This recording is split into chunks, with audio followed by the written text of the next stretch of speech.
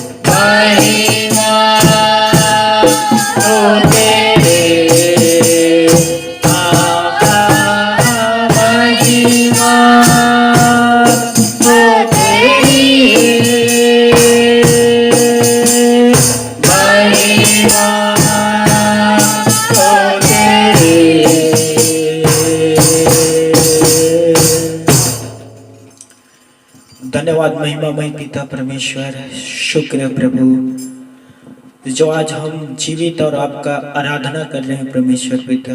धन्यवाद प्रभु, तमाम महामारी के समय आपने हमें सुरक्षित रखा, अपने दृष्टि पर बनाए रखा, अपने अनुग्रह से हमें वंचित नहीं किया प्रभु। धन्यवाद महिमामय पिता परमेश्वर, महिमा हो सदा आपका पिता परमेश्वर। शुक्र है मेरे प्रभु, धन्यवाद पिता परमेश्वर। हो जय जयकार, जय जयकार करे हालेलुया।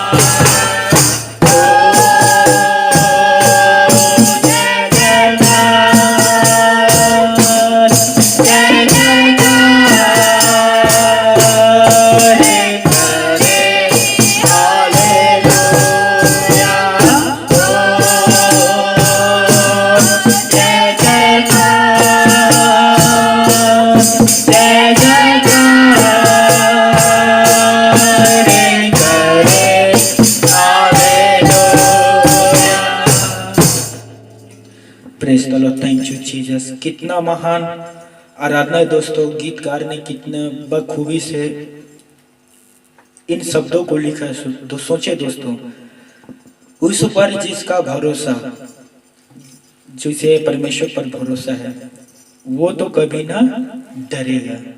चाहे बीमारी, चाहे गरीबी, चाहे हो अकाल या चाहे हो महामारी, सब संकट, सब कष्टों से दोस्तों प्रभु परमेश्वर हमें ले जाएगा पार। Hallelujah, thank you Jesus. शुक्र है प्रभु, धन्यवाद पिता परमेश्वर, थैंक यू जीसस। मुक्ति दिलाए यीशु नाम, शांति दिलाए यीशु नाम हो।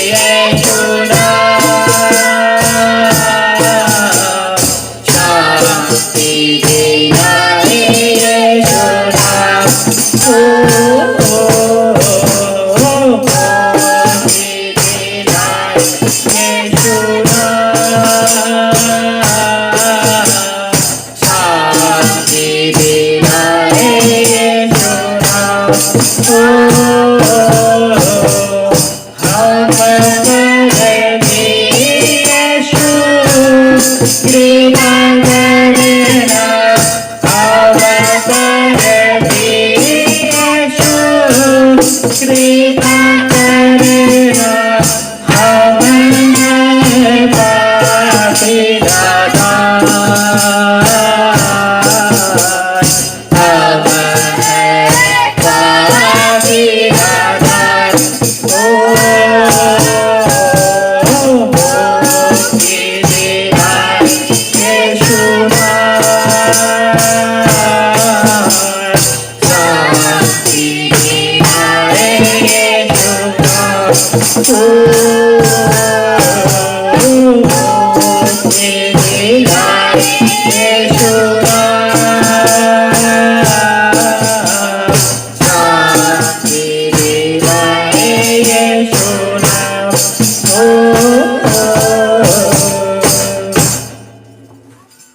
थैंक यू लॉर्ड, शुक्रिया प्रभु।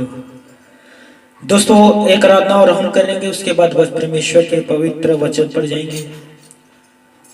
मैं चाहता हूं दोस्तों कि जो आराधना मैं अभी आपके सामने करने जा रहा हूं, रखने जा रहा हूं, ध्यान से इस आराधना को सुनना मेरे प्यारे भाई और बहनों।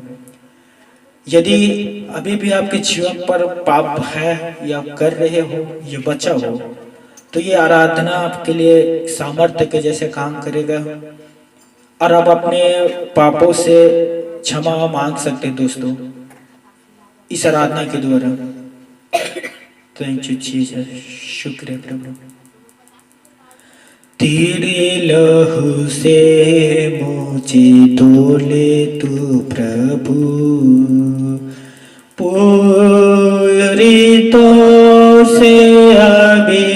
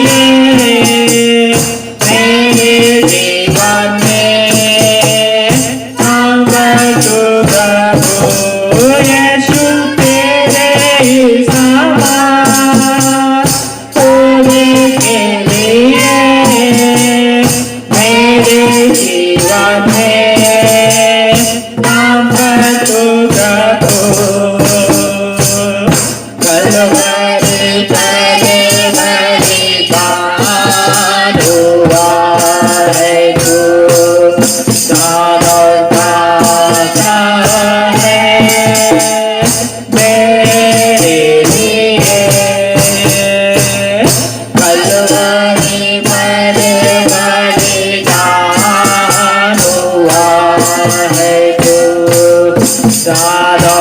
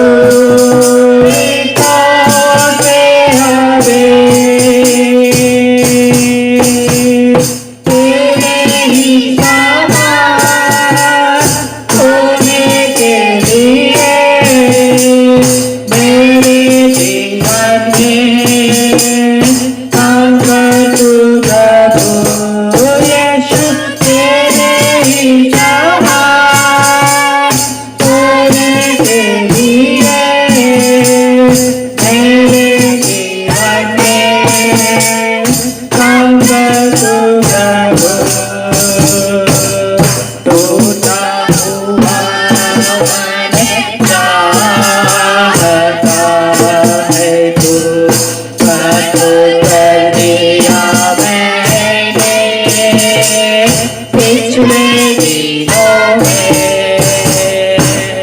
टूटा हुआ है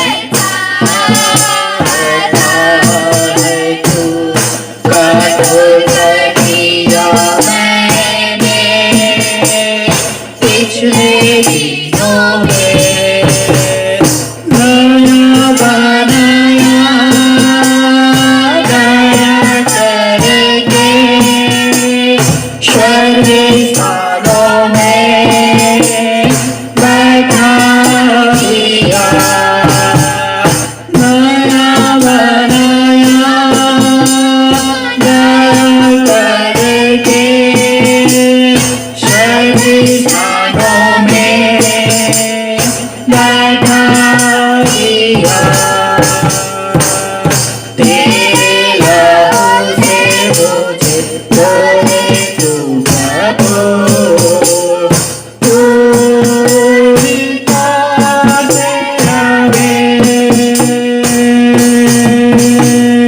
तेरे ही शाबाश होने के लिए मेरे जीवन में कंफर्ट प्रभु यीशु, तेरे ही शाबाश होने के लिए मेरे जीवन में कंफर्ट प्रभु।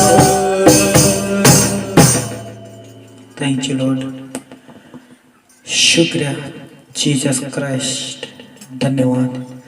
मेरे दोस्तों, मेरे प्यारे भाई और बहनों, जो आखिरी पद हमने आराधना पर गाए जिसमें लिखा हुआ है कि टूटा हुआ मन चाहता है तू, परंतु कठोर कर दिया मैंने पिछले दिनों में।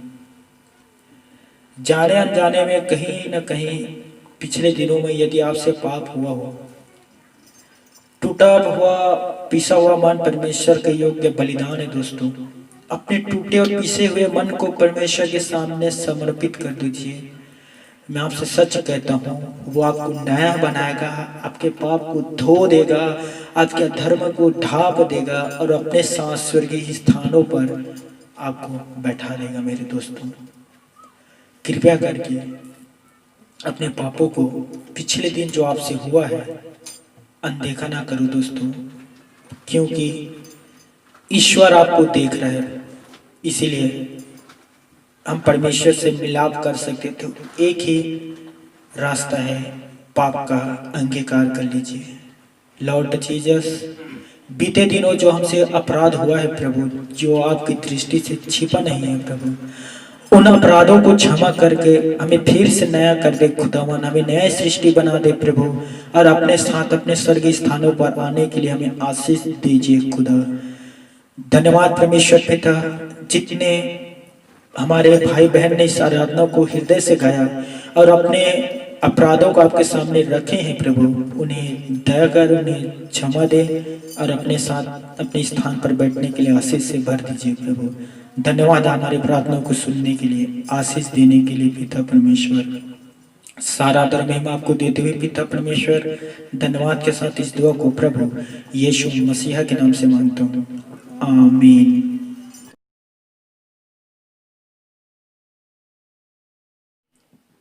तो सभी प्यारे भाई बहन को जय मसीह की। पिता परमेश्वर और हमारे प्रभु यीशु नर्सरी के नाम में मैं अगेश्वर वर्मा आप सभी का दिल से सलाम स्वागत करता हूं। वेलकम हमारे इस घर और यूट्यूब चैनल पर। दोस्तों, किसी ने ये कल्पना नहीं किया होगा कि आज यूट्यूब प्लेटफॉर्म के द्वारा आज हम परमेश्वर के वचन को ग्रहण करेंगे करके। मेरे प्यारे भाई और बहनों, हर एक दास का जो आज प्रभु यीशु मसीहा का सेवक है, सेवा कर रहे हैं, हर एक दास का एक लक्ष्य है कि वे आपको किसी भी माध्यम से परमेश्वर के वचन को पहुंचाए। मैं कुछ 5 मिनट लेना चाहता हूँ, उसके बाद वचन पर हम लोग चिंतन करेंगे। और इसीलिए मेरे प्यारे भाई और बहनों, प्रभु का दास खाली नहीं बैठा है और मुझे विश्वास है आप लोग भी खाली नहीं बैठे हैं। आप लोग भी वीडियो देखकर परमेश्वर से आशीष प्राप्त कर रहे हैं, आगे बढ़ रहे हैं। और हमारा परिश्रम यही है दोस्तों कि आप तक हम वचन का, परमेश्वर का जो शुभ संदेश है पहुंचाते रहें। चाहे वो लॉकडाउन का समय हो, चाहे वो अनलॉक का समय हो, या चाहे भविष्य में और कुछ भी क्यों ना आ जाए, जैसे भी हो हम आप तक परमेश्वर के वचन को पहुंचाएंगे, कोई भी माध्यम क्यों ना हो। तो मेरे प्यारे भाई और बहनों, वचन को बाइबल पर लिखा नीति वचन में 13 के 13 में, वचन को तुच्छ जानने वाले नष्ट हो जाते हैं, परंतु वचन के मारने वाले को, वचन के डरवैयों को अच्छा फल प्राप्त होता है। दोस्तों, वचन को तुच्छ ना जानना मेरे प्यारे भाई और बहनों। तो आइए दोस्तों, हम परमेश्वर के वचन पर जाते हैं और परमेश्वर के वचन से आज हम सभी निकालेंगे प्रेरितों के काम अध्याय 17 22 पद से लेकर 25 पद तक देखेंगे, 22 से 25 पद तक। तो मेरे साथ निकालिए पवित्र शास्त्र बाइबल नए नियम से, प्रेरितों के काम अध्याय 17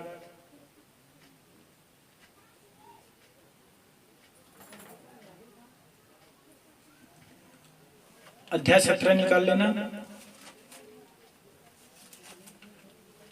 22 से 25 तक हम देखेंगे। ठीक है, तो मैं आपके सामने पढ़ने जा रहा हूं। तब पौलुस ने अरियुगुस के बीच में खड़े होकर कहा, हे एथेंस के लोगों, मैं देखता हूं कि तुम हर बात में देवताओं के बड़े मानने वाले हो, क्योंकि मैं फिरते हुए जब तुम्हारी पूजने की वस्तुओं को देख रहा था तो एक ऐसी वेदी पाई जिस पर लिखा था अनजाने ईश्वर के लिए, इसलिए जिसे तुम बिना जाने पूजते हो, मैं तुम्हें उसका समाचार सुनाता हूँ। जिस परमेश्वर ने पृथ्वी और उसकी सब वस्तुओं को बनाया, वह स्वर्ग और पृथ्वी के का स्वामी होकर हाथ के बनाए हुए मंदिर में नहीं रहता, न किसी वस्तु की आवश्यकता के कारण मनुष्यों के हाथ की सेवा लेता है, क्योंकि वह स्वयं ही सबको जीवन और श्वास और सब कुछ देता है। दोस्तों, आगे जाकर अब इसका 34 पद तक घर पर स्टडी करना, पढ़ लेना। पढ़ेंगे इस वचन पर प्रभु हम सभी को आशीष दे। कुछ मिनटों के लिए अपने आंख बंद कर लेना। हम इस वचन के लिए प्रार्थना करने जा रहे हैं। प्रभु परमेश्वर, जीवित वचन को जिसे मैंने अभी पढ़कर इन प्यारे भाई बहन को सुनाया है, प्रभु प्रार्थना करता हूँ आज के वचन के द्वारा इनसे बातें करना, इन्हें ईश्वर प्रकाशन देना और उस वचन के ना सिर्फ सुनने वाले परंतु वचन पर चलने वाले बनाना। पवित्र आत्मा पिता प्रभु यीशु सहायता कर खुदा, हर एक सुनने वालों को आशीष दे वचन के द्वारा। परमेश्वर पिता शुक्र है प्रभु जो आपने हमारी प्रार्थना को सुना है। पिता परमेश्वर, आगे का हर एक शब्द वचन आपके पवित्र हाथों में मैं सौंपता हूँ प्रभु यीशु, हम सभी लोगों को आशीष दे प्रभु। शुक्र है प्रार्थना को सुनने के लिए परमेश्वर पिता, यीशु मसीह के नाम से मांगता हूँ, आमीन। तो आज के वचन ग्रहण करने के लिए तैयार हो जाए दोस्तों, और अपने मन पर, हृदय पर कहना कि वचन हमारे लिए है और ये वचन आपके लिए ही मैंने तैयार किया हूं ईश्वर से प्रकाशन पाकर। तो तैयार हो जाओ दोस्तों। आज बहुत सारे लोग हैं, करोड़ों लाखों लोग हैं जो अपने मानने वाले के रीति के अनुसार, क्रिया के अनुसार स्थान पर जाते हैं। ध्यान से सुनना दोस्तों, अपने रीति परंपरा के लिए अपने स्थान पर जाते हैं। जैसे कि आपको पता है कि भवन, मंदिर, गिरजाघर, मस्जिद, गुरुद्वारा आदि स्थानों पर जाकर कोई अपना सिर झुका रहे हैं, सिर झुकाते हैं, घुटने टेक रहे हैं, मन्नत मांग रहे हैं, चढ़ावा चढ़ा रहे हैं, पैसा दे रहे हैं, भेंट चढ़ा रहे हैं, दर्शन कर रहे हैं, आराधना स्तुति कर रहे हैं, आदि प्रकार के उन तमाम प्रकार की क्रियाओं को उन लोग रीति के अनुसार करते हैं। कोई घर से कोसों मील सफर करके जाते हैं दर्शन करने के लिए, नंगे पांव जमीन पर लुढ़ते हुए, सिर ढके हुए, भूखा प्यासा इत्यादि प्रकार से जाते हैं स्थानों पर दर्शन के लिए। बहुत दूर दूर सफर करते हैं, बहुत दूर दूर दूर। दोस्तों ध्यान से सुनना। और जब वो सफर से वापस अपने घर लौट के आता है और आकर अपने फैमिली वालों से कहते हैं, मैंने दर्शन किया, मैंने दर्शन किया, मेरे जीवन धन्य हो गया। मैं वहां गया था और वहां जाकर उसका दर्शन किया जो सबसे बड़ा है और मेरे जीवन धन्य हो गया। मैं उद्धार पा चुका हूँ, मैं मोक्ष ग्रहण कर चुका, मुझे शांति मुक्ति मिल गया। उसने अपने ही मन में सोच लिया, दिया किसी ने नहीं। क्यों मैं ऐसा कह रहा हूँ? ध्यान से सुनना। जीवन में कुछ बदलाव नहीं आता, कुछ परिवर्तन नहीं आता। जैसे वो दर्शन से पहले गए थे और दर्शन करने के बाद आने के बाद उनके जीवन फिर वैसे के ही वैसे हो जाते हैं। मैं आपको रियल बात बता रहा हूँ। मेरा चाचा मेरे पास आया और कहा कि अगेश्वर, मैं दर्शन के लिए एक स्थान जा रहा हूँ, पवित्र स्थान तो नहीं कहूँगा, एक स्थान जा रहा हूँ, तो कुछ पैसा मदद कर दे, मैं वहाँ जा रहा हूँ, आने के बाद आपको लौटा दूंगा। मैंने पूछा कौन से स्थान जा रहा हूँ? वहाँ जा रहा हूँ जो सबसे बड़ा है।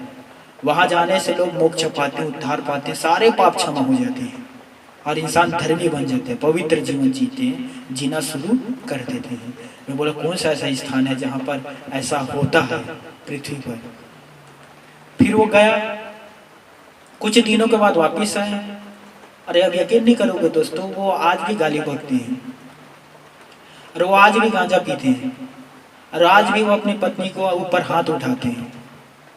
और बता, वो उद्धार पा गए? वो मोक्ष पाए हुए व्यक्ति है क्या? वो पवित्र जीवन जीने वाले व्यक्ति है?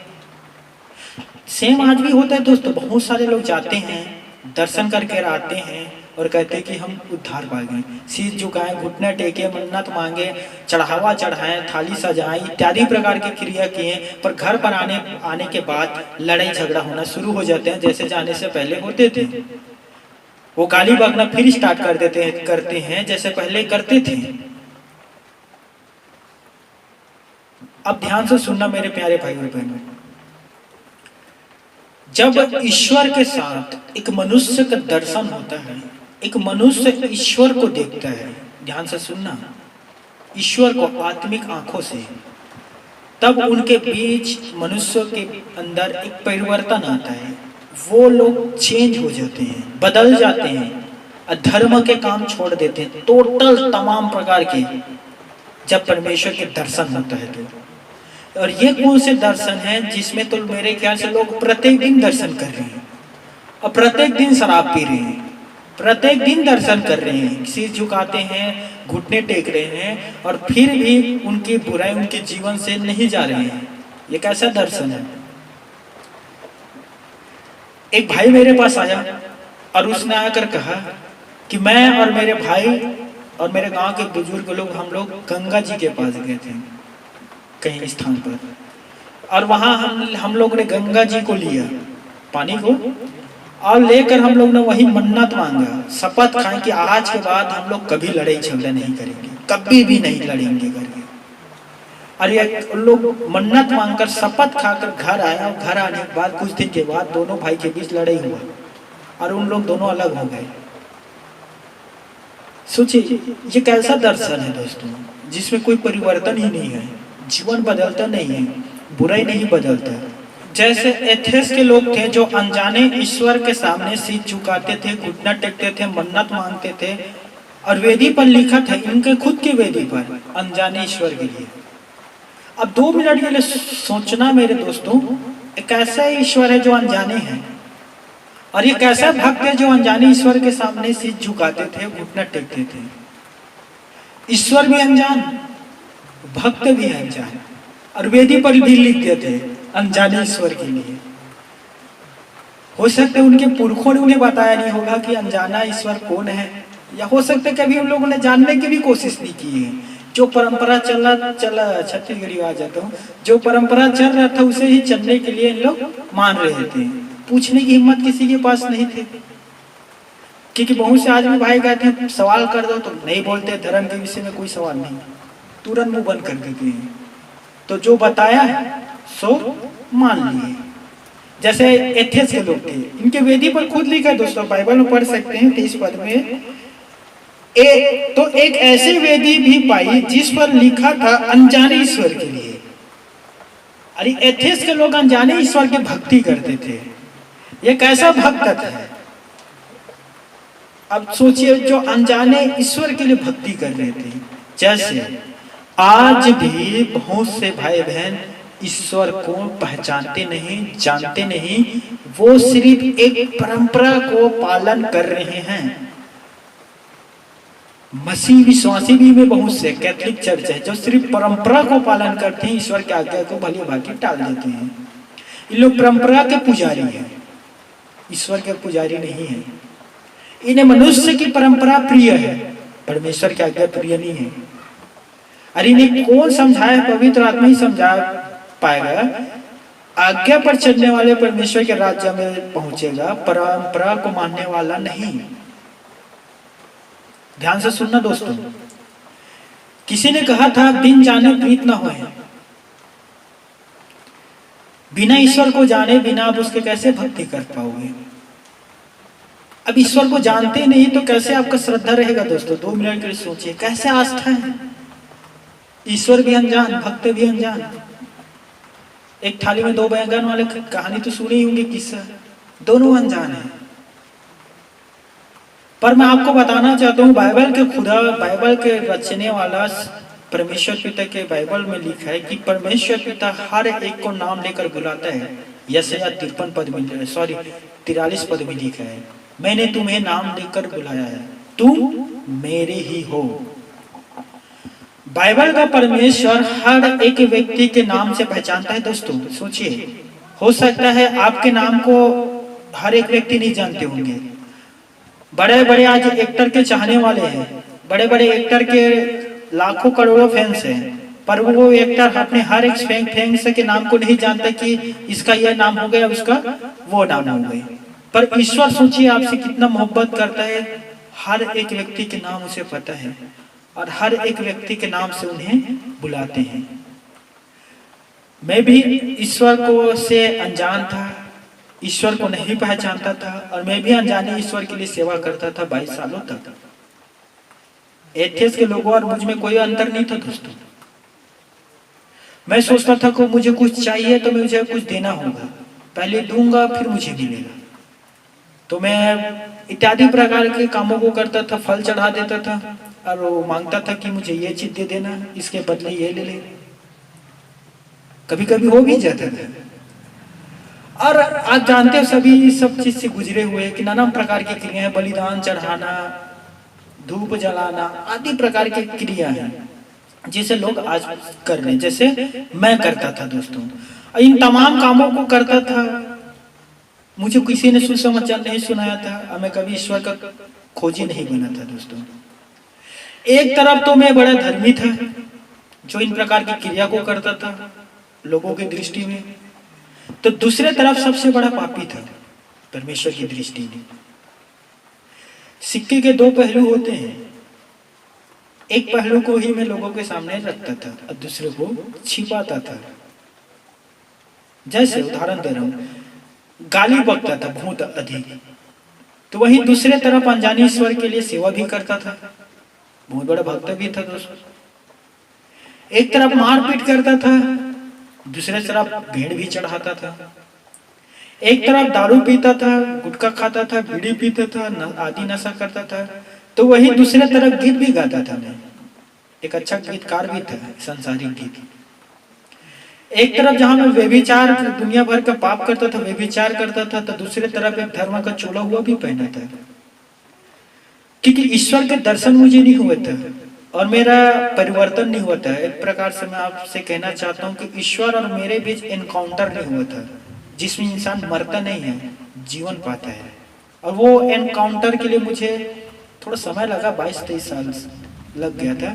लेकिन जब परमेश्वर और मेरे बीच जब एनकाउंटर हुआ ना, तब मुझे समझ में आया कि भक्ति क्या होता है और हम परमेश्वर के प्रति सेवा कैसे कर सकते हैं और हम परमेश्वर के तरफ किस प्रकार से बढ़ सकते हैं। जब तक अनुभव मेरे जीवन पर नहीं आया था, मैं तमाम प्रकार के, मैं बड़े बड़े जगह दर्शन करने गया हूं दोस्तों, बड़े बड़े जगह, पर जीवन पर कोई परिवर्तन नहीं। यहां तक कि बीड़ी भी नहीं छूटा था दोस्तों। जैसे एथेंस के लोग करते थे ना, अनजाने ईश्वर के लिए, मैं भी अनजाना था। आज भी बहुत सारे लोग अनजाने हैं। आज भी नाना प्रकार के भाई बहन हैं जो इस प्रकार के काम करते हैं, अनजाने हैं ईश्वर के लिए। पर सृष्टि को बनाने वाला, सृष्टिकर्ता, सृजनहार एक ही है और ये लोग को पता है। अब मैं ध्यान से सुनना मेरे बातों को। कोई भी धर्म का पुस्तक पढ़ लीजिए, कोई भी, सब में लिखा है ईश्वर एक है, सब में। किसी में उसका विभाजित नहीं किए गए। विभाजित अर्थ होता है अलग अलग नहीं किए गए हैं। सब में लिखा है कि ईश्वर एक है, ईश्वर सनातन है, ईश्वर आदि है, ईश्वर अंत है, ईश्वर अल्फा है, ईश्वर ओमेगा है, ईश्वर ही पहला और ईश्वर ही अंत है। अंत का अर्थ होता है कि उसके बाद कोई नहीं बनेगा, नहीं आएगा। ये हर एक व्यक्ति को पता है। अब सोचिए, हर एक व्यक्ति को पता है कि ईश्वर एक है, तो उस एक ईश्वर की आराधना, पूजा, शीश नहीं झुकाते हैं, अन्य दूसरे के पीछे भागते हैं जो अनजाने हैं। बाइबल का खुदा कहता है कि मैं परमेश्वर एक हूं, मेरा नाम यहोवा है, यही मेरा नाम है, मैं दूसरे को नहीं जानता, किसी दूसरे को नहीं जानता, वो किसी दूसरे को बनाने के लिए नहीं करता। वो जब परमेश्वर ने सीने पर्वत पर मूसा को दर्शन दिया तो मूसा से क्या कहा था? पहला आज्ञा, पहला वाक्य, पहला आज्ञा लिखा, तू मुझे छोड़ दूसरे की स्वर कर ना मानना, प्रथम आज्ञा। दूसरा में कह दिया था कि तू मेरे लिए कोई मूर्ति खोद कर ना बनाना, दूसरा आज्ञा। तो पहला और दूसरा आज्ञा में ईश्वर ने साफ स्पष्ट रीति से प्रकट कर दिया था कि मैं एक हूं, तो दूसरे कर ना बनाना, तो मुझे छोड़ दूसरे की इबादत, आराधना, शीश न झुकाना। और हर एक व्यक्ति को पता है कि ईश्वर एक है, और उस ईश्वर के एक की आराधना नहीं करते, उनके करते हैं जो ईश्वर नहीं है। आपके दृष्टि में अनजाना नहीं होगा, लेकिन ईश्वर के दृष्टि में अनजाना है वो। हेलो, ध्यान से सुनना दोस्तों, मैं फिर रिपीट कर देता हूं। आपके दृष्टि में जिसकी आप आराधना कर रहे हो अनजाना नहीं होगा, लेकिन ईश्वर की दृष्टि में वो अनजाना है, वो उसे जानता ही नहीं, कोई संपर्क नहीं है। ईश्वर ने साफ कह दिया है। आप देख सकते हो भजन से, सॉरी, यशायाह अध्याय 46 के 9 पद में, मैं यहोवा हूं। प्राचीन काल के बात तो स्मरण करो, जो आरंभ से ही है, मैं ही परमेश्वर हूं, दूसरा कोई नहीं है, मैं ही हूं, और मेरे तुल्य दूसरा कोई नहीं है। पुराने नियम में यह पद आपको बार बार ईश्वर ने इजराइलों के सामने दोहराया था, मैं यहोवा हूं, मैं ही यहोवा हूं। हे इजराइल सुन, मैं यहोवा हूं, मैं एक ही हूं। हे इजराइल सुन, मैं परमेश्वर तेरा हूं। हे इजराइल सुन, मैं तुझे दसवत के गुलामी के जीवन से निकाल लाया। हे इजराइल सुन, मैं तेरा परमेश्वर हूं। बार बार बार बार इस पद को पुराने नियम में दोहराए गए हैं कि परमेश्वर पिता एक है और उस परमेश्वर का नाम यहोवा परमेश्वर है। फिर भी लोग किसी अन्य के पास जाते हैं, सिर झुका रहे हैं, चढ़ावा चढ़ा रहे हैं और मन्नत मांग रहे हैं। जीवन में कोई चेंज नहीं, कोई परिवर्तन नहीं। क्यों नहीं हो रहा है? क्योंकि आप सच्चे खुदा को नहीं पुकार रहे हैं, परमेश्वर के शरण में नहीं आ रहे हैं, इसीलिए जीवन पर कोई परिवर्तन नहीं है। ध्यान से सुनना। तो जब प्रभु परमेश्वर का दर्शन होता है ना एक व्यक्ति को, परमेश्वर का दर्शन, तब जीवन पर परिवर्तन हो जाता है, उनके जीवन बदल जाता है और वो पाप को छोड़कर ना परमेश्वर के मार्ग पर चलना शुरू कर देते हैं। यीशु मसीहा मनुष्य विरोधियों को मनुष्य प्रेमी बना देता है दोस्तों। यीशु मसीहा मारपीट करने वालों को मार खाने वाला बना देता है दोस्तों। यीशु मसीहा लूटपाट करने वालों को ना देने वाला बना देता है दोस्तों। जब एक मनुष्य का ईश्वर के सामने इनकाउंटर होता है ना, सामने होता है ना, जीवन पा जाते हैं लोग, बदल जाते हैं दोस्तों। सबसे बड़ा उदाहरण हम नए नियम पर देख सकते हो। जक्कई टैक्स लेने वाला था और वो इतना अधिक टैक्स लोगों से लेता था कि सारे अधर्म के कामों करता था टैक्स के द्वारा और अपनी तिजोरी भर रहा था। लेकिन जब जक्कई का परमेश्वर के यीशु मसीह के सामने इनकाउंटर हुआ, जक्कई को प्रभु ने देखा और कहा, हे जक्कई, मैं तेरे घर आता हूं। वो उसे भय लगा होगा कि प्रभु मेरे घर क्यों आ रहा है, मैं तो टैक्स लेने वाला हूँ, मैं तो गलत काम करने वाला हूँ, क्यों आ रहा है, क्यों प्रभु ने मुझे चुना, क्यों। और जब प्रभु जक्कई के घर गया, प्रभु ने कुछ नहीं कहा। जक्कई पहले आकर कहने लगा, प्रभु मैंने अन्याय किया है, मैंने जिन जिन से पैसा लिया हो उन सबको 4 गुना लौटा दूंगा। सोचिए कितना पैसा था उनके पास कि जिन जिन से लिया उसे 4 गुना लौटा दूंगा, जिससे नहीं लिया उसे भी दे दूंगा। जक्कई का मन परिवर्तन हो गया। यीशु जक्कई के जब यीशु को देख के जक्कई के इनकाउंटर हुआ ना, वो जीवन पाएगा दोस्तों। और ये आज भी होता है मेरे प्यारे भाई और बहनों। जब सच्चे खुदा के आप नाम लोगे और सच्चे खुदा के आपके प्रकाशन पाओगे, सच्चे खुदा के आप आवाज को सुनोगे ना, तो आपके अंदर इनकाउंटर होगा और आप मरोगे नहीं, जीवन पा जाओगे, अनंत जीवन पाओगे। सबसे पहले हम पुराने नियम से देखते हैं, ध्यान से सुनना। पिता परमेश्वर ने विभिन्न लोगों को दर्शन दिया। पुराने नियम पर आप देख सकते हैं, जैसे अब्राहम को दर्शन दिया। उत्पत्ति पूरा पुस्तक पढ़ना, 10 बार अब्राहम को परमेश्वर ने दर्शन दिए थे। 10 बार अब्राहम को परमेश्वर ने। मूसा को दर्शन दिया, याकूब को दर्शन दिया, गिदोन को दर्शन दिया, हिजकियेल को दर्शन दिया, दानियल को दर्शन दिया। आदि भक्तों ने परमेश्वर के दर्शन पाए और दर्शन पाने के बाद इनके जीवन पर सबसे बड़ा परिवर्तन आया दोस्तों। जैसे यशायाह भविष्यवक्ता की आप पुस्तक पढ़ना, पहला अध्याय के 4 पद में पढ़ना। यशायाह कहता है लोगों को देखकर, हाय हाय ये जाति पाप से कैसे भरी हुई है, हाय ये समाज अधर्म से कैसे लदा हुआ है, इस वंश के लोग कैसे कुकर्मी हैं। यशायाह कह रहा है दोस्तों, बाल बच्चे तो बिगड़ गए हुए हैं। ये लोग इजराइल के पवित्र परमेश्वर के पीछे नहीं चलते। सोचिए लोगों को देखकर यशायाह क्या कह रहे हैं, हाय इन लोग पाप से भरे हुए हैं, इन लोग अधर्म से लदे हुए हैं, इन लोग के बच्चे बिगड़ गए हैं, इन लोग कुकर्म करते हैं। हाय हाय लोगों को देख के कौन कर रहा है? यशायाह भविष्यवक्ता। 5वें पद पर जाना, वहां पर लिखा है, हाय उस व्यक्ति पर जो घर घर और खेत खेत को उजाड़ता है, हाय उन पर जो बड़े तड़के उठकर सुबह दारू पीते हैं, मदिरा पीते हैं और बड़े रात तक मदिरा पीते हैं जब तक शरीर गर्म हो ना जाए। हाय उन पर जो दारू को तेज बनाते हैं, लोगों को पिलाते हैं। यशायाह कह रहे हैं दोस्तों, हाय उन पर जो अधर्म के काम को करते हैं। यशायाह कह रहा है, हाय उन पर जो बुरे को भला और भले को बुरे ठहराते हैं। हाय उन पर जो अंधकार को उजियाला और उजियालों को अंधकार ठहराते हैं, जो कड़वे को मीठा और मीठे के कड़वा बनाते हैं, उन पर हाय। यशायाह 5वें पद में आप देख सकते हैं, वही का ये यशायाह लिख कर हैं लोगों को देखकर, और कह रहा है कि हाय उन पर जो अपने दृष्टि में बुद्धिमान है और अपने लेख में चतुर है, उन पर हाय। अब जब यशायाह को परमेश्वर का दर्शन मिला दोस्तों, उसके जीवन बदल गया। वो दूसरे को हाय कह रहा था ना, वो स्वयं अपने आप को कहने लगा, हाय हाय मैं नष्ट हुए जा रहा हूँ क्योंकि मैंने परमेश्वर का दर्शन पाया, क्योंकि मैं अधर्म हूँ, अधर्म व्यक्ति हूँ। चलिए मेरे साथ निकालिए पुराना नियम से यशायाह की पत्री 6वां अध्याय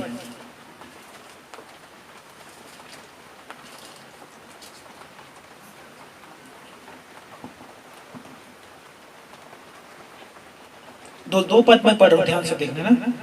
उसने ऊंचे पर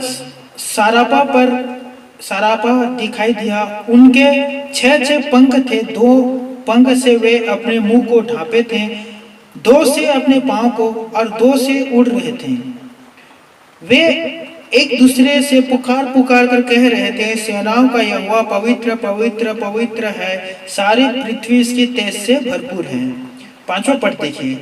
तब मैंने कहा, यहोवा कह रहा है, सॉरी यशायाह कह रहा है, तब मैंने कहा, हाय हाय मैं नष्ट हुआ, क्योंकि मैं अशुद्ध होंठ वाला मनुष्य हूँ और अशुद्ध होंठ वाले मनुष्यों के बीच में रहता हूँ, क्योंकि मैंने सेनाओं के यहोवा महाराज धीराज को अपने आंखों से देखा है।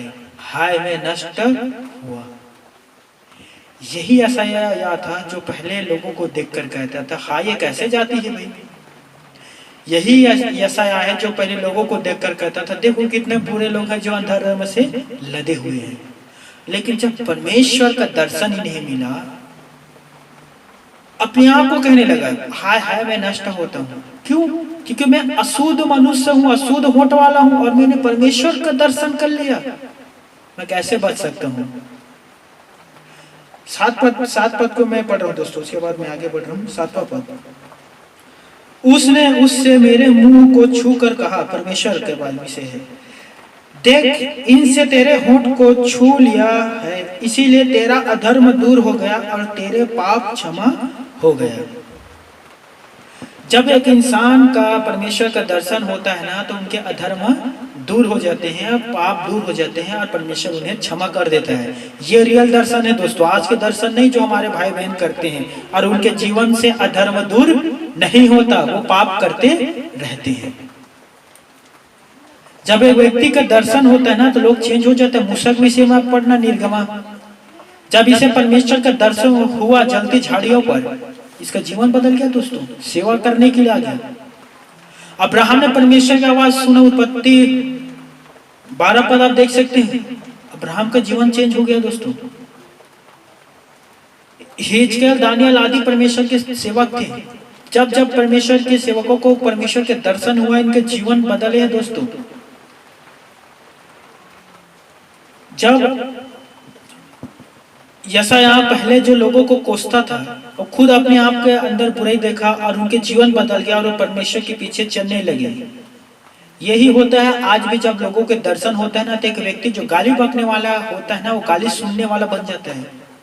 जब परमेश्वर के दर्शन होता है, उसके आवाज को लोग सुनते हैं ना, तो जो अधर्म काम करने वाला होता है वो धर्म के काम करने लग जाते हैं। मैं सच कहता हूं मेरे प्यारे भाई और बहनों, जब भी ईश्वर ने लोगों को दर्शन दिया है ना, जीवन बदला है दोस्तों। जैसे जब एक इंसान को परमेश्वर का दर्शन होता है, मैं तो आपके सामने ध्यान से सुनना इस बातों को, उनके जीवन कैसे बदलता है दोस्तों। नए नियम पर आप ध्यान दीजिएगा, पुराने नियम से तो देख लिए, नए नियम पर ध्यान देना। पतरस, यूहन्ना, याकूब, 12 चेलों को जब प्रभु यीशु का दर्शन हुआ, तो इन लोग जो अधर्म के काम करते थे, पापमय जीवन जी रहे थे, प्रभु का जैसे ही दर्शन हुआ, पतरस कहता है, हे प्रभु मैं पापी हूं, मेरे पास से तू चला जा। यीशु ने कहा, मैं धर्मी के लिए नहीं, अधर्मी के व्यक्ति के लिए आया हूं, मैं पापी व्यक्ति के मन फिराने के लिए आया हूं। तू पापी है, मैं तेरे लिए ही आया हूं। पतरस का जीवन बदल गया दोस्तों। वो मछली मारने के जो काम करता था उसे छोड़कर प्रभु के पीछे हो लिए और उसके पीछे चलने लगे। पतरस का एनकाउंटर हुआ, वो जीवन पा गया। सबसे बड़ा आपको नए नियम पर उदाहरण मिलेगा, जो सबसे बड़ा है वो है पौलुस का गवाही, जो साउल कहलाता था। पौलुस एक ऐसा कट्टरपंथी व्यक्ति था, यहूदी था, इतना कट्टर व्यक्ति था कि जो कोई भी प्रभु यीशु मसीह के नाम लेते थे, उन विश्वासियों को वो घसीट घसीट कर मारता था और बंदी गृह पर लाकर डालता था। क्या स्त्री, क्या पुरुष, क्या बच्चे, पौलुस किसी को नहीं छोड़ता था। जो भी यीशु के नाम लेते थे, आराधना करते थे, भजन गाते थे, यही पौलुस उन्हें मारता था और जेल में बंद कर देता था। एक बहुत बड़े पैगाम या कह सकते हैं पत्र लेकर ये जा रहा था केसर के पास, राजा के पास, कि एक पत्र से मैं साइन करवा कर लाऊं कि जो कोई भी यीशु के नाम ले उसके सिर धड़ से अलग कर दे। कोई कह सकते कठोर नियम लेकर वो आने वाला था। वो अब जब वो पत्र लेकर जा रहा था, मार्ग में प्रभु का उसे दर्शन हुआ। प्रभु ने पौलुस को पुकारा, हे साउल तो क्यों मुझे सताता है?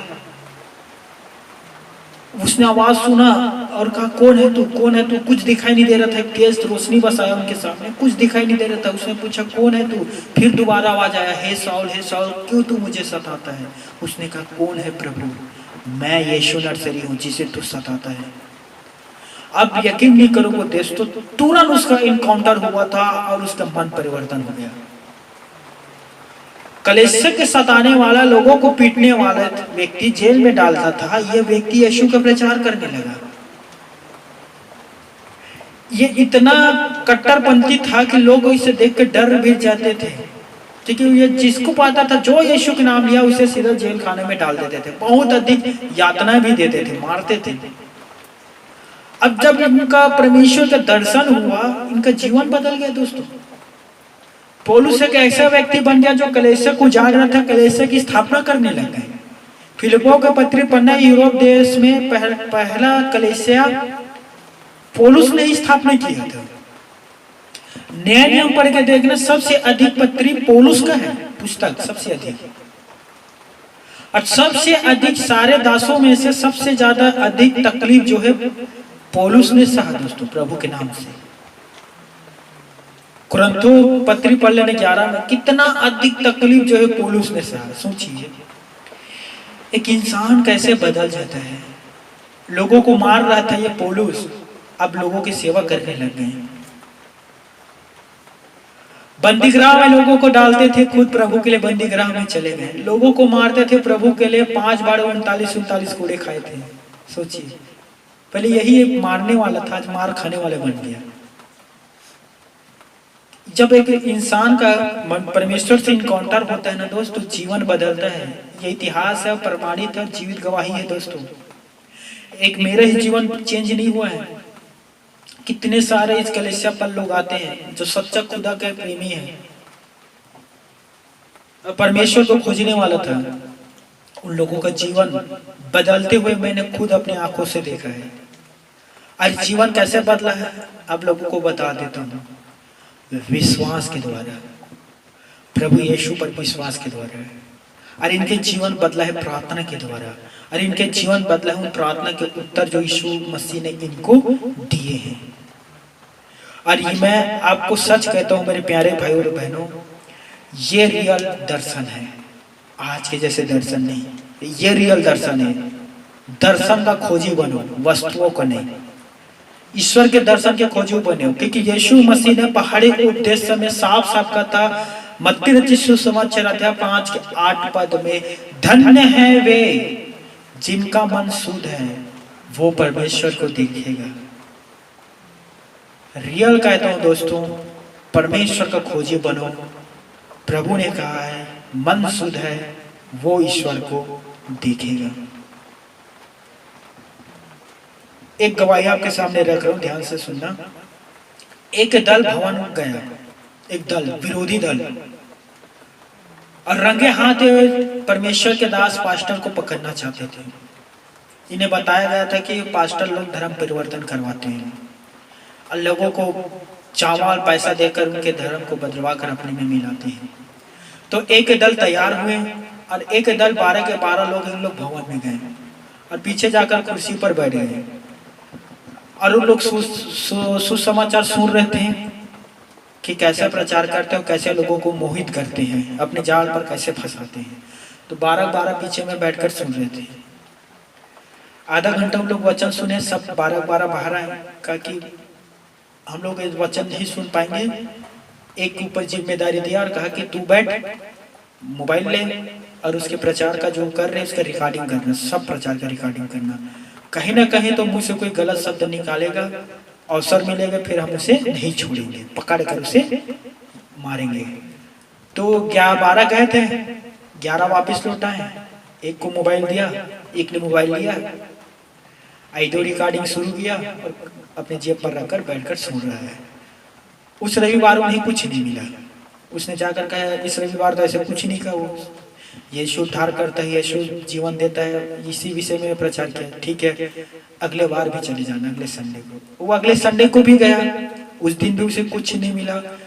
वो वहाँ प्रभु के वचन सुनने लगा और सारे रिकॉर्डिंग करके लाते थे, कुछ नहीं मिला।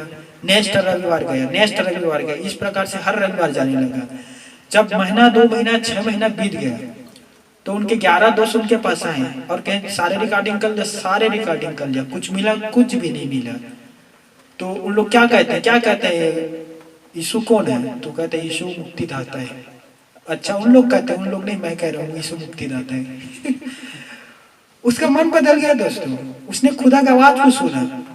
वो कहता है हमने तुम्हें किस काम के लिए भेजा था, तू क्या कर रहा है?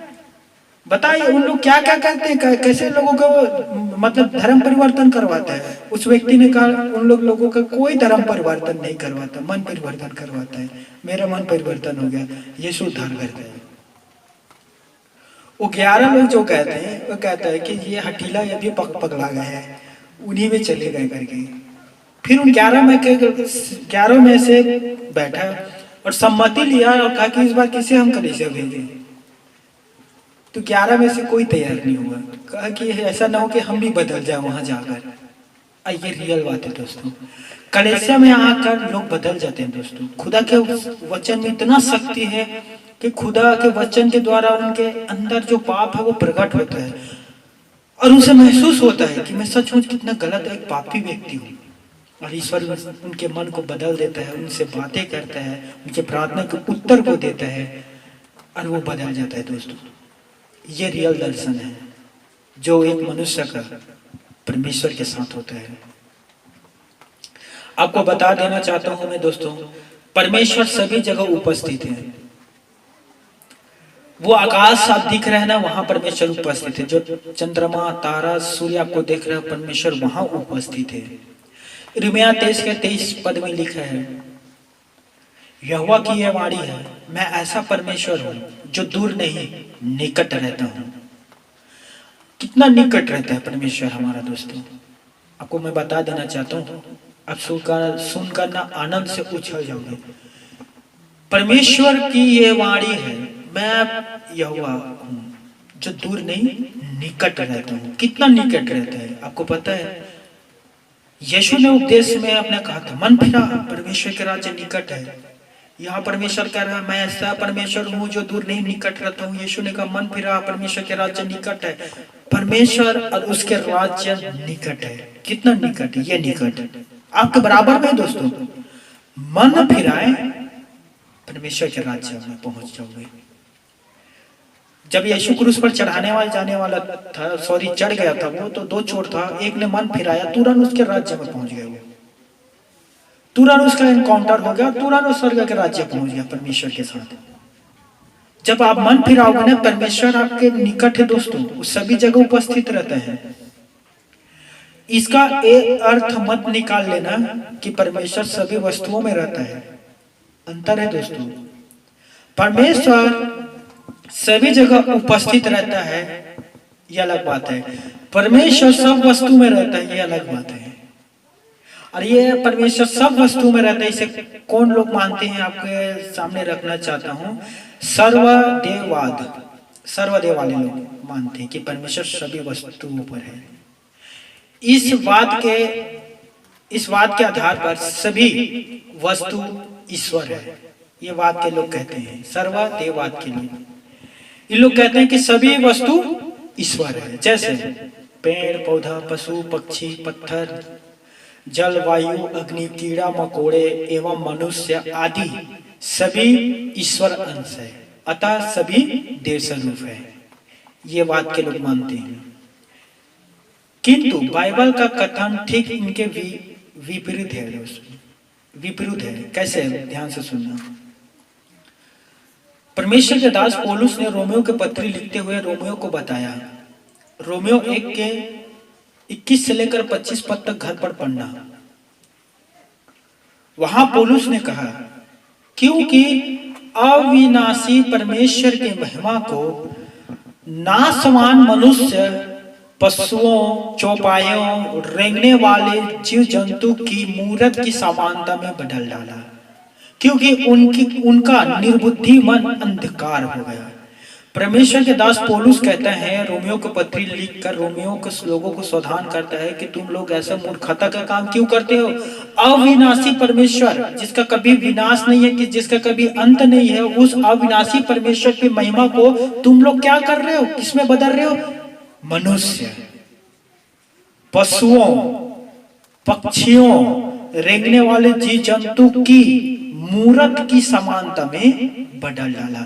इन लोगों ने परमेश्वर के सच्चाई को बदलकर झूठा बना डाला। जैसे एथेंस के लोग को पता नहीं था, इन लोग अनजान ईश्वर की सेवा कर रहे हैं।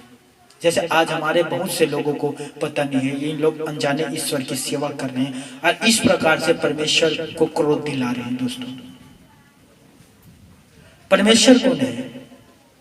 अविनाशी है।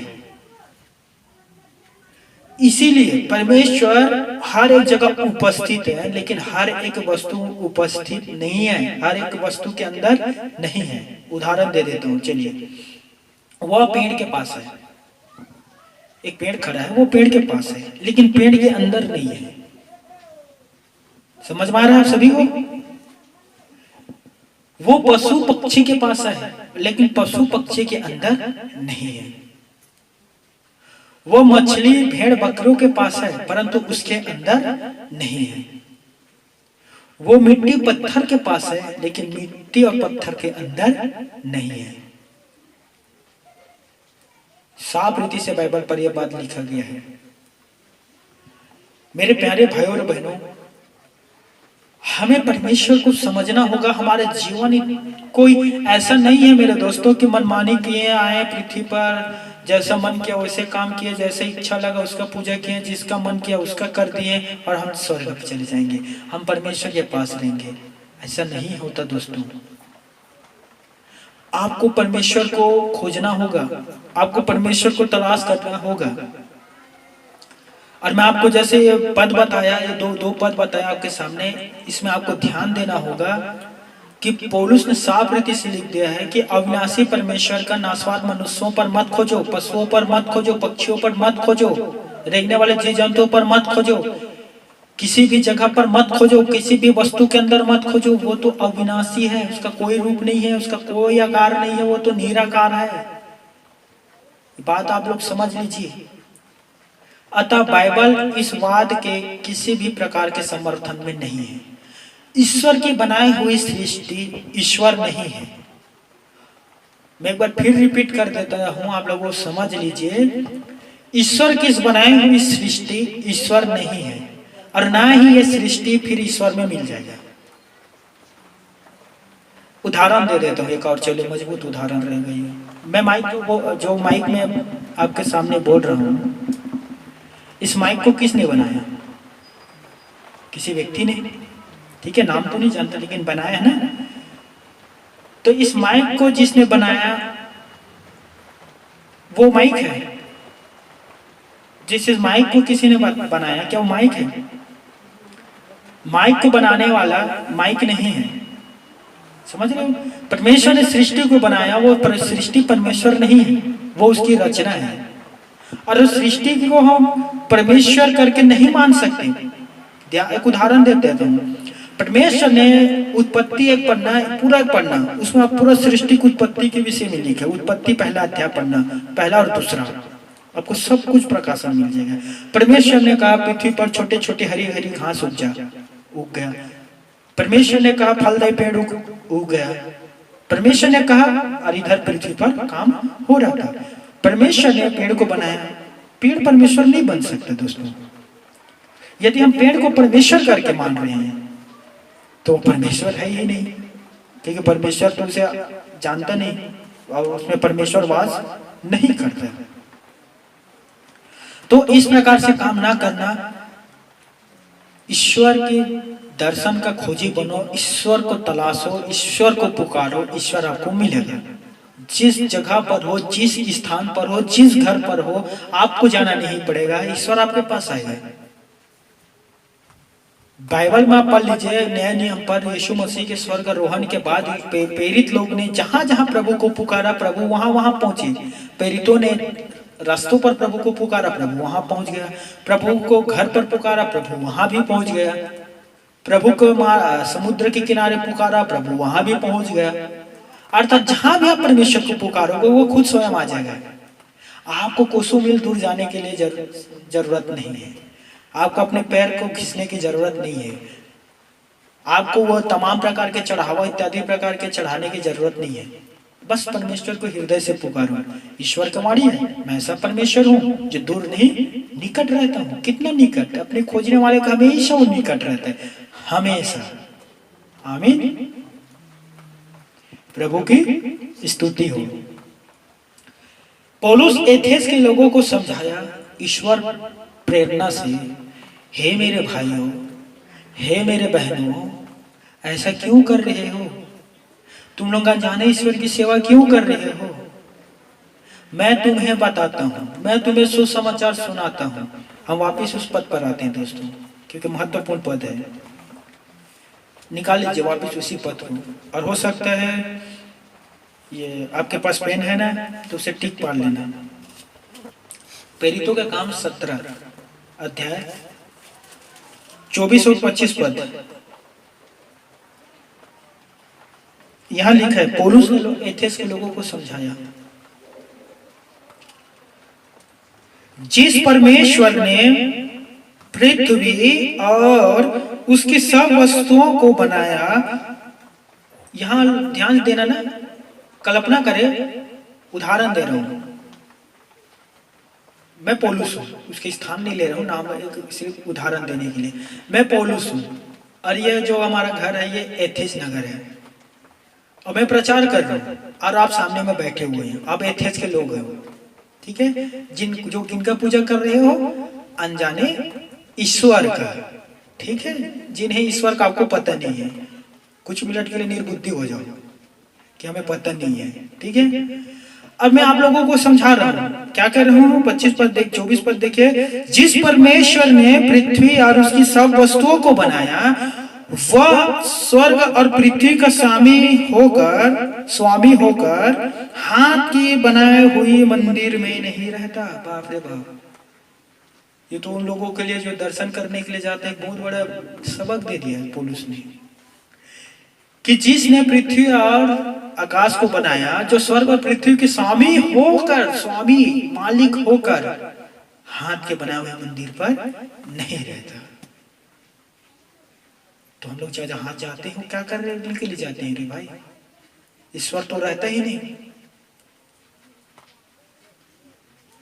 अब समझ पा रहे हो मेरे बातों को?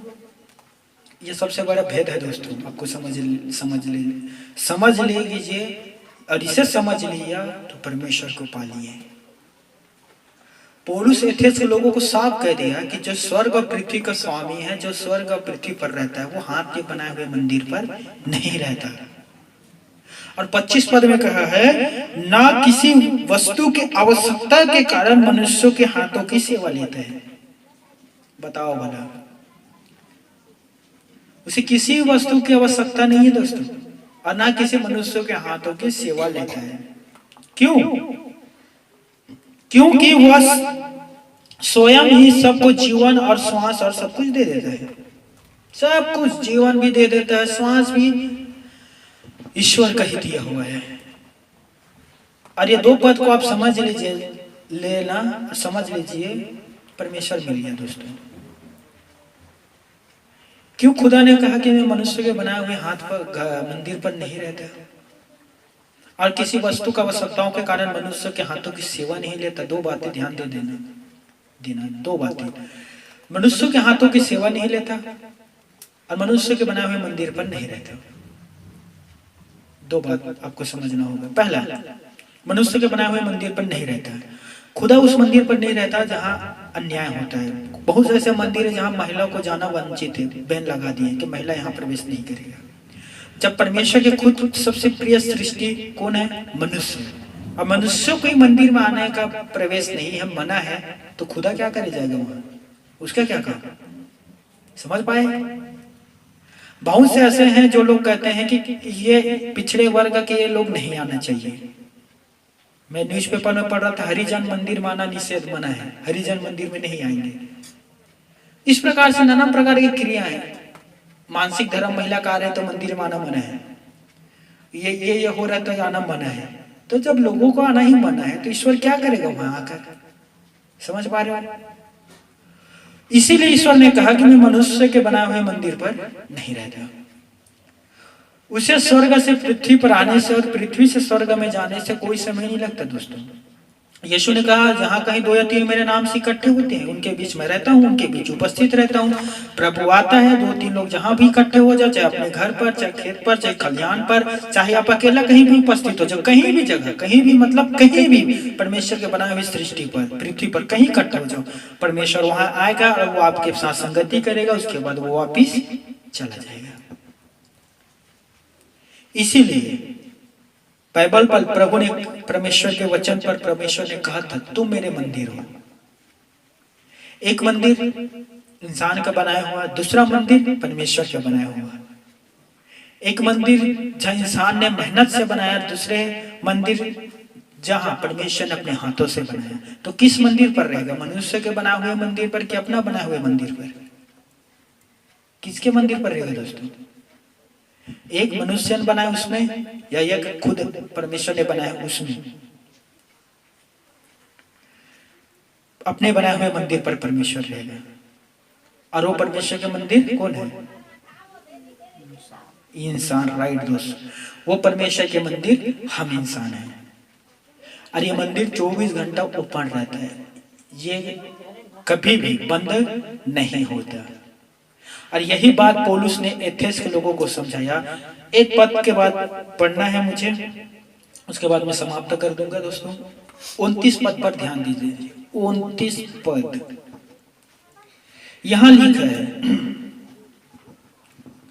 अतः परमेश्वर का वंश होकर हमें यह समझना उचित नहीं कि ईश्वर तो सोने या रुपये या पत्थर के समान है, जो मनुष्य की कारीगरी और कल्पना से गढ़ा गया हो। साफ पौलुस ने एथेंस के लोगों को बता दिया कि पर हम परमेश्वर के वंश हैं, हम परमेश्वर के संतान हैं, और हम परमेश्वर के संतान होने के नाते हमें यह समझना उचित नहीं है। ध्यान से सुन लीजिए एथेंस के लोगों, ईश्वर तो सोने चांदी या पत्थर में नहीं है, वो मनुष्य की कारीगरी कल्पनाओं में गढ़ा हुआ वस्तुओं पर नहीं रहता। किस में गढ़ा हुआ है? कल्पनाओं पर, कि ऐसा रहा होगा। जैसे मैं पहले बता दिया था, बिन जाने प्रीत न होए।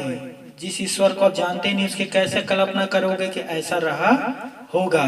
इसीलिए एथेंस के लोगों को पौलुस ने कहा, सावधान रहो, हम परमेश्वर के वंश हैं, हम परमेश्वर के संतान हैं। और ईश्वर तो ऐसे वस्तु पर नहीं रहता। 3 चीज लिखा है यहाँ, ध्यान देना। सोने, उसमें वो नहीं रहता, या रुपये, आज लोग रुपये की पूजा करते हैं, उसमें नहीं रहता। तीसरा, पत्थर के समान, उसमें नहीं रहता। जो मनुष्य की कारीगरी और कल्पना से गढ़ा गया हो, इसे कारीगर ने बनाया है दोस्तों, कल्पना करके। तो सावधान रहना, ऐसा काम ना करना। ईश्वर के दर्शन की खोजी बनो, ईश्वर आपको मिलेगा दोस्तों, उसका वादा है।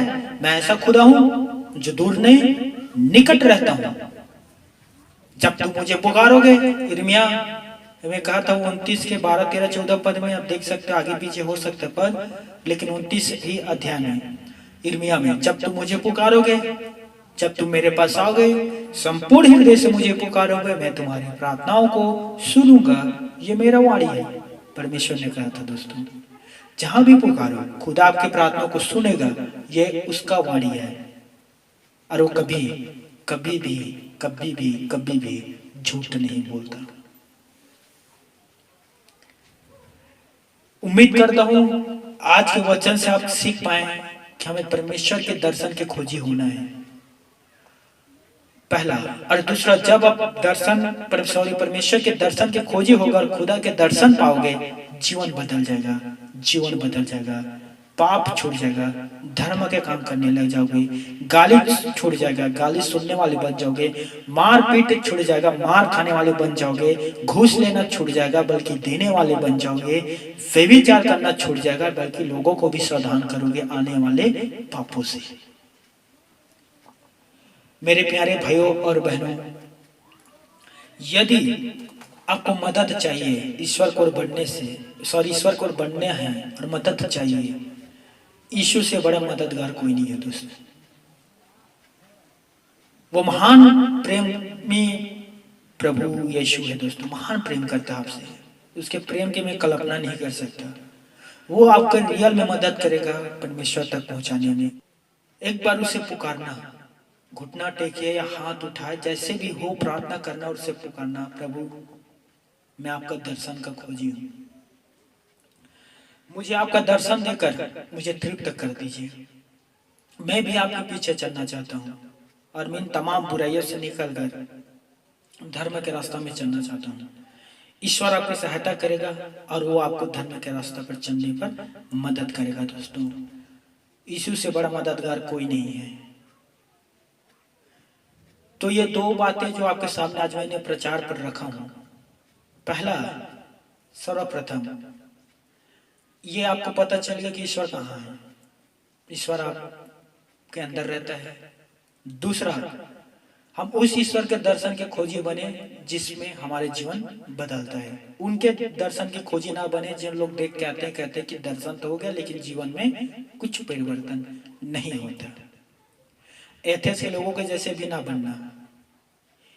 ईश्वर आपको पहचानता है, ईश्वर आपको चुना है और ईश्वर का आप बेटी बेटा हो। बाइबल पर लिखा है, तुमने मुझे नहीं मैंने तुम्हें चुना है, तो आप ईश्वर के चुने हुए संतान हो।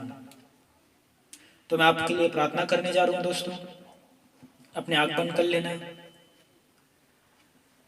Lord Jesus, thank you Lord, शुक्र है प्रभु आज के इस वचन पर आशीष देने के लिए। इन प्यारे भाई बहन ने जो वचन को सुना है परमेश्वर पिता, इन्हें बहुत आशीष दे, इनके साथ रहना, आगे बढ़ने में सहायता करना पिता परमेश्वर। यदि किसी को कोई किसी प्रकार की समस्या हो तो अपने एक राइट हाथ को रख सकते हैं उस जगह पर। मैं आपके लिए दुआ करने जा रहा हूँ। Thank you Lord. Lord Jesus, प्रार्थना करता हूँ प्यारे भाई बहन के लिए जिसमें किसी भी प्रकार की कोई समस्या किसी भी अंग पर यदि है, उसे छू कर छुटकारा दे प्रभु, चंगाई दे प्रभु, और उस शरीर के उस अंग की समस्या है प्रभु यीशु नर्सरी के नाम से दूर होने पाए। छू लीजिए परमेश्वर पिता, टच जीसस नेम। यीशु मसीहा के नाम से मैं तुझे आज्ञा देता हूँ, किसी भी शरीर के कोई भी अंग में वो समस्या हो, यीशु के नाम से दूर हो जाए। Touch Jesus name. Thank you Lord. धन्यवाद परमेश्वर पिता प्रार्थना को सुनने के लिए, धन्यवाद आशीष चंगाई देने के लिए पिता परमेश्वर, धन्यवाद परमेश्वर पिता। लॉर्ड जीसस, आज के वचन के लिए प्रार्थना करता हूँ प्रभु, इन प्यारे भाई बहन को वचन के द्वारा इनसे बातें कर, आशीष दे, बरकत दे, आगे बढ़ने में सहायता करना मेरा स्वामी पिता परमेश्वर, सदा सभी के साथ रहना पिता परमेश्वर। धन्यवाद प्रार्थना को सुनने के लिए, आशीष देने के लिए पिता परमेश्वर। सारा आदर महिमा गौरव सम्मान अधिकार आपको देते हुए पिता परमेश्वर, धन्यवाद के साथ इस दुआ को प्रभु यीशु मसीह के नाम से मांगता हूँ, आमीन। God bless you. प्रभु आप सभी को आशीष दे, आमीन।